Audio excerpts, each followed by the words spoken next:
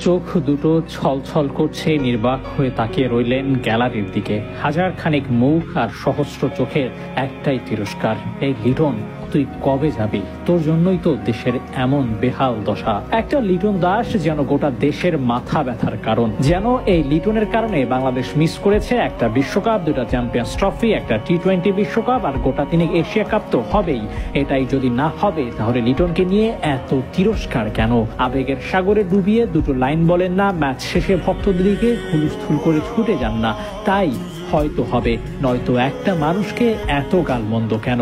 তাও আবার তার দিকে চেয়ে চেয়ে। চাহনি তো লিটনেরও ছিল।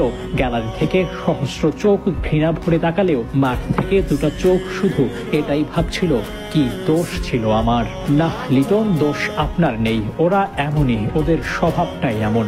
কখনো সাকিব, কখনো তামিম, কখনো মাশরাফি, মুশফিক, রিয়াদ, শান্ত, কে বাদ যায়নি এদের হাত থেকে।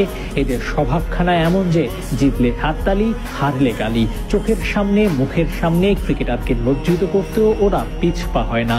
ভুলে যান ওরাও মানুষ, দিন শেষে ওদেরও পরিবার আছে। লিটনদেরও মন খারাপ হয়, ধুলো জমে অভিমানের পাহাড়ে।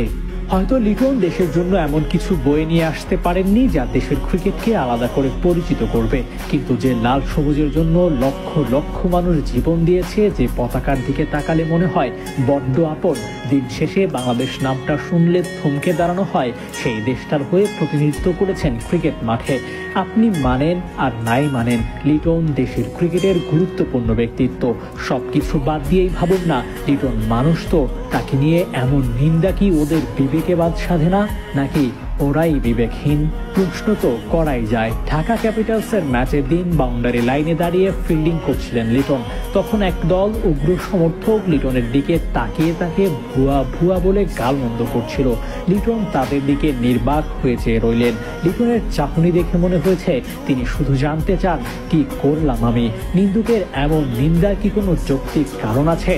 লিটন কেন, এই প্রশ্নের উত্তর মেলাতে পারবেন না আপনিও। শত চেষ্টা করেও লিটনের অনুভূতির মতো করে মেলাতে পারবেন না কিছুই। মেলানোর দরকার বোধহয় নেই। দিন শেষে লাল সবুজের জন্য নিজের সেরাটা দিবেন লিটন, নিজের ও পরিবারের জন্য ক্রিকেট খেলবেন। নিন্দুকদের নিন্দা চলবেই, চলতেই থাকুক না, সমস্যা কোথায়?